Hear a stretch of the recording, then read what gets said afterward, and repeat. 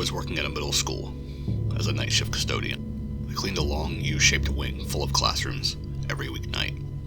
I'd already locked up one set of doors to the wing and was about to lock the other ones at the other end of the U. I made the full lap around the wing, and I'd been cleaning there all night alone, and came to the end of the hallway where the doors to the rest of the school were. When I shut the lights off, the dark silhouette of what looked like a child ran from across the end of the hallway from left to right. There were doors down there, but I had just locked them up, and no one was around. I was so creeped out. I locked the doors connecting the wing to the rest of the school, and ran to my car. I always felt like I was seeing things out of the corner of my eye working there at night. But that was the most visible, for sure thing I saw at that place.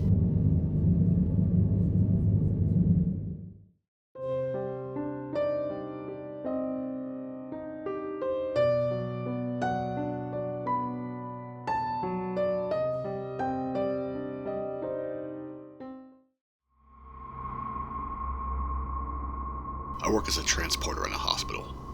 About 2 years ago, we moved from the old city hospital into a new state-of-the-art facility.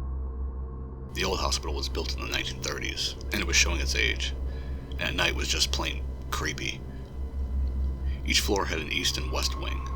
The east wing of the fourth floor was the first wing to be shut down about 2 weeks before the move. One night, at around 9:30, I'm up on the floor to get a patient from the west wing. I see a small group of nurses and aides who all used to work on the now-closed East Wing. They looked visibly shaken. I walked over to see if everything was okay. They told me that they had decided to walk through their old wing for nostalgia's sake. When they were over there, the phone at the nurses' station started ringing. Computers and phones had not yet been moved. Not sure what to do. One of the nurses reached over the counter and answered the phone. The nurse told me there was a woman's voice on the other end, and that she sounded confused. This is the conversation as best as I can remember it. "This is... How can I help you?" asked the nurse. Hello, who is this? "This is... I'm a nurse. Is there anything I can help you with?" Where am I? "This is... Hospital. Are you a patient here?" Oh, okay. Then the line went dead. That's when the nurse finally looked at the screen on the phone to see where the call was coming from. The phone gave the room number directly next to the nurse's station. The rooms by this point had all been cleared out and the phones removed. They could see directly into the room and see that there was nobody in there. That's when they bolted towards the west wing where I was getting off the elevator. I avoided that wing for the rest of my time there.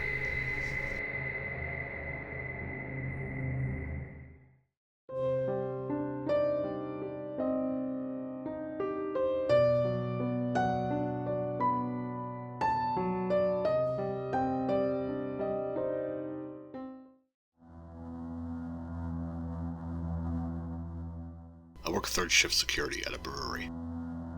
My first week of working here, something just felt off. I dismissed it as it being a new work environment, plus me being alone at night.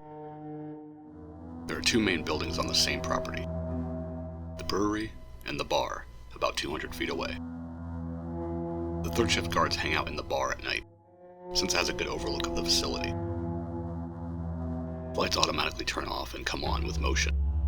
I was coming back from a patrol around the facility. The lights in the main room and the back room were off. The door to the back room was open. I walked into the bar like normal, and the lights came on after I took a few steps inside. Then I froze. In that doorway, there was a thing. Humanoid, but not quite. Its arms were way too long, and its hair covered most of its upper body. The doorway was almost too small for it to get through, but after a few seconds, I blinked, and it was gone. Apparently, I'm not the only one who's seen it.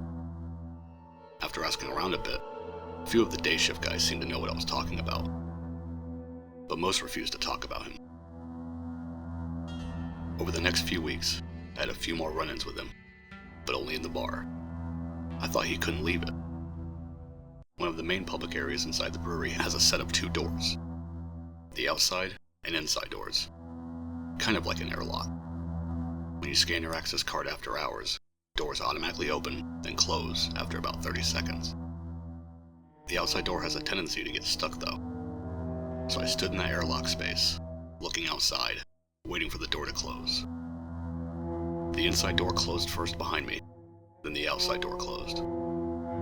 As it did, I see in the reflection, the thing standing right behind me, towering over me, staring down, long arms hanging at his side. I no longer stand in that space when I wait for the doors to close. I go inside, turn the lights on, then turn around and wait for the door to close.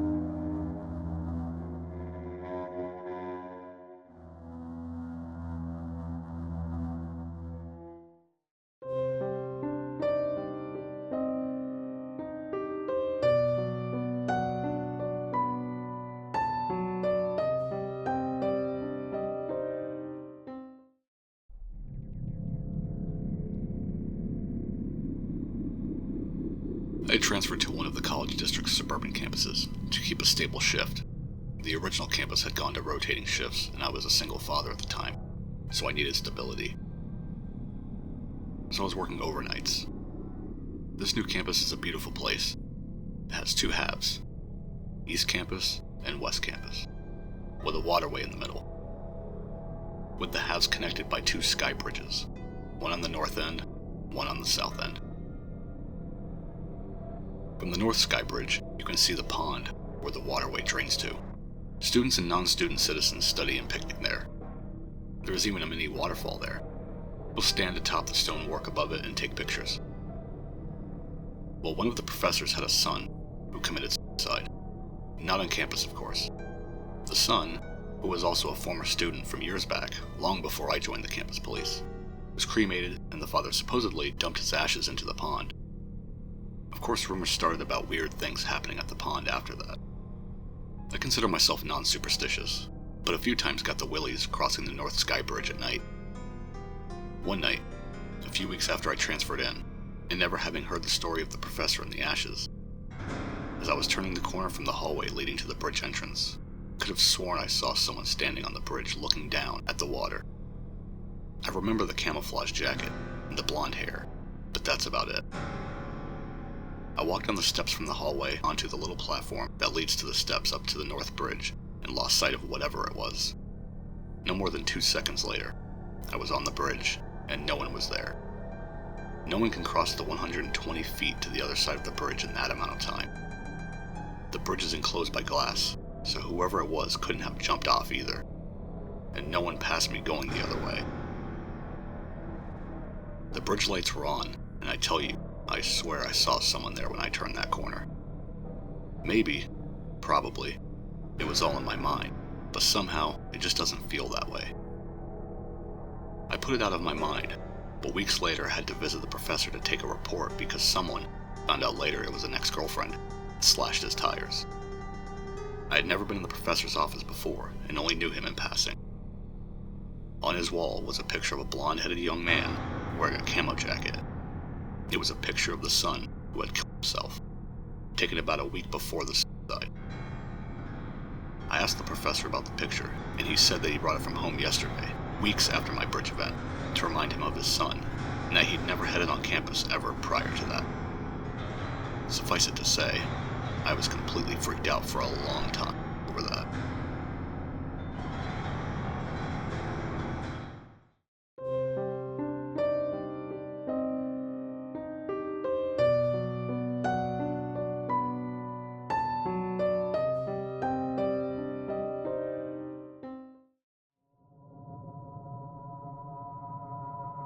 It was my first week at a new job in Buckinghamshire, sometime in the mid-2000s. The office was in a freshly renovated building, modern, sleek, perched at the edge of a country park. Despite the polished facade, the building was secluded, a half-hour drive from my house. On the surface, it seemed like an ideal start. A company that prided itself on innovation, a tech-driven workspace, and all the perks of a trendy, open-plan office. But a lingering sense of isolation crept in, especially on those cold evenings when I'd be the only one left working late. In my contract, I had agreed to cover evening shifts, Since the company was still small, only one person was needed to cover the night, a policy that would be a complete violation of today's health and safety standards. There was no security guard and no one else on site. I was alone. That first night, something felt off. I've always been a skeptic, someone who scoffs at ghost stories, dismissing them as tales for Halloween night. But as my first shift dragged on, I started to notice little things, strange things that made the silence even louder. Just after midnight, while I was on a call, the overhead light above my desk started to flicker. At first, I chalked it up to a loose bolt. Then the lights down the aisle began to flicker too, one by one, as if someone, or something, was slowly passing by, trailing darkness in its wake. A cold unease settled over me, but I pushed it down, rationalizing it as a coincidence. I got up to grab a coffee, hoping to shake the feeling. When I returned to my desk, my monitor had gone completely blank. I jiggled the mouse and tapped the keys. Nothing. That's when I felt it. Temperature around me dropped, as if a pocket of winter had settled over my desk. My rational brain told me that the heating must be on a timer. The chill seemed to seep into my bones. I brushed it off as best as I could, and finished my shift. The next night, as I typed out a report, a soft sound drifted across the empty office. A whisper, low and urgent, like someone speaking just out of a earshot. I froze, heart hammering, straining to catch the words. Silence. I tried to focus, convincing myself it was the hum of the building's electrics. But then I heard it again, closer this time, like a voice drifting through the walls, too soft to make out, yet impossibly close. I held my breath and glanced down toward the back of the room. That's when I saw it. A shadow. No, a figure moved slowly across the hall. Barely more than a smudge against the dimly lit wall, but it was unmistakably the shape of a person. Tall, dark, gliding past as if in slow motion. I sensed it was a woman. Strangely, I knew she was older. She seemed unhappy. An inexplicable chill ran through me, but oddly, I wasn't scared. It was more like a haunting sadness, a feeling that this presence had been there long before me, and would likely remain long after I left. The following night, my boss happened to be on the late shift too. As the night wore on, I cautiously shared what I had experienced. She listened with a bemused expression, but didn't dismiss me. Though we didn't witness anything that evening, a change was implemented soon after. HR mandated that no one would work alone on night shifts anymore. I was relieved, even though nothing else happened during my late shifts. Eventually, I switched to a regular 9 to 5, but I'd occasionally look back at that dark corner, wondering. A year later, after I'd left for a job in London, I learned the building was turned into a sports hall. No one else had reported any sightings, just the odd flicker of the lights here and there. To this day, can't explain what I saw. I still share the story with friends, hoping to find a rational explanation, but a part of me knows deep down it wasn't a trick of the mind.